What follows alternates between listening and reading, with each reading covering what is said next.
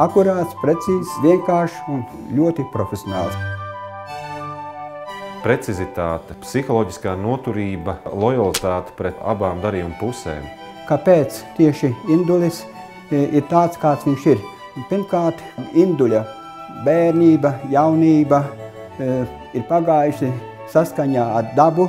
Šeit atrodas Slīteres zilie kalni, šeit atrodas īvju audzes, 70% noklāts ar mežiem. Lūk, un tas viss droši vien ir ietekmējis tālāko Induļa darbību. Sadarbība aizsākusies 1995. gadā bija gan darījumi kā fiziskai personai, gan kā juridiskai personai. Un ne tikai kā vienkārši darījumi, bet arī kā konsultācijas. Induls bija tas cilvēks, kurš šādas konsultācijas sniedza, un nevienmēr tas tika mērīts naudā. Otrkārt, ko es gribētu minēt, šis ir Ziemeļkurzemes kultūra vēsturiskais mantojums, jo Indulis mācījies Teiksmainajā Rundagā vidusskolā. Es sāku strādāt Dundagas vidusskolā 83. gadā, un Indulis toreiz mācījās 9. klasē. Pēc pusotra gada, kad viņš bija 10. klasē, es dabūju pārņemt viņu klasi audzināšanā un izvadīju viņu klasi faktiski līdz izlaidumam. Šeit Indulis iepazinās ar šīs Ziemeļkurzemes divām jūrām, divām tautām. Šeit ir latvieši, lībieši dzīvo. Viņam piemita ļoti nobrieduša, jau tādā vecumā nobrieduša cilvēka īpašības. Kaut kas tāds, ko es varētu varbūt saukt par tādu skeptisko veselo saprātu. Indulis jau skolas laikā par daudz ko interesēs. Viņš pie manis nāca arī uz radioamatieru pulciņu, strādāja raistacijā, un šajā, teiksim, raistacijā viņš varēja sazināties ar visu pasauli, un es zinu, ka Indulis vēl šodien to dara. Spriežot pēc tā, kā viņš strādāja mākslas vēstures stundās, tad man likās, ka Indulis varētu pēc skolas veidot savu karjeru, teiksim, humanitāro zinātņu virzienā. Viņam ir ļoti stabila vērtību sistēma, tā ir nemainīga. Tāpēc vien Indulis varētu būt ļoti izcils sava amata meistars. Bet viņam arī labi padevās eksaktie priekšmeti. Un tas arī savukārt raksturo, teiksim, to viņa līdzsvarotību.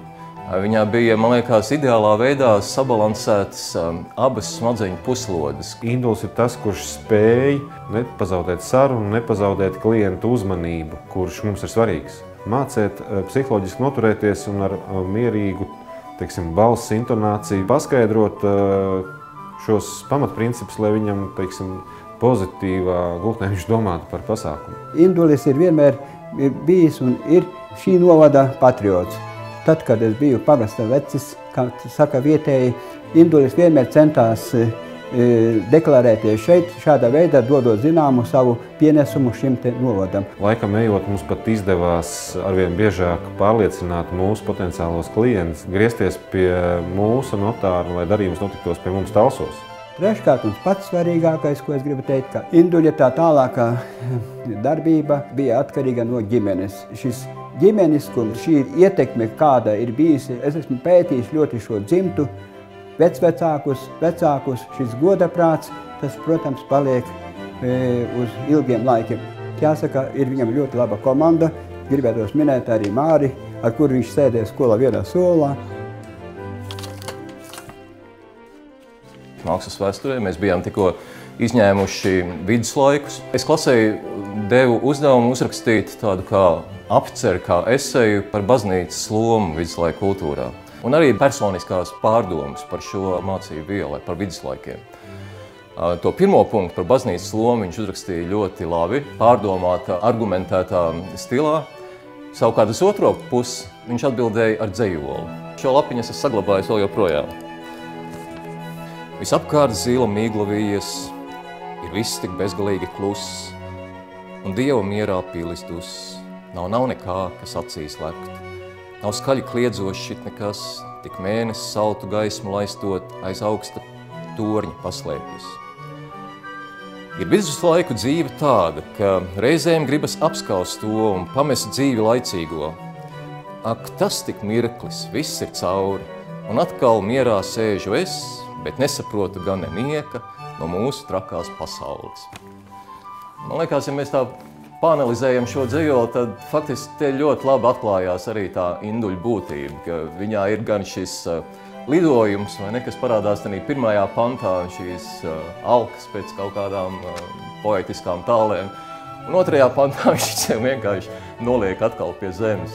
Man liekas, tas ir ļoti cienījami. Kad es uzzināju, ka Induls ir kļuvis par notāru, es godīgi sakot biju pārsteigts. Man kaut kā likās, ka drīzāk viņš aizies par kādu humanitāro disciplīnu. Bet tad es sapratu, ka faktiski nav par ko būt pārsteigtam, jo notārs tas jau ir tāds cilvēks, kas lielā mērā ir tāds vidusceļš starp to eksakto prātu un to humanitāro vai poetisko prātu. Es jau no tām lietām daudz neko nesaprotu. Bet tā vajadzība jau tiek diezgan precīzi apraksta. Es apsveicu Indulu no visas sirds par šo atzinību, ko viņam ir izteikuši kolēģi, izvēloties, ja nozīmējot viņu par šī gada notāru. Un gribu novēlēt viņam arī turpmāk saglabāt šo latiņu tikpat augstu, kāda viņa ir šobrīd.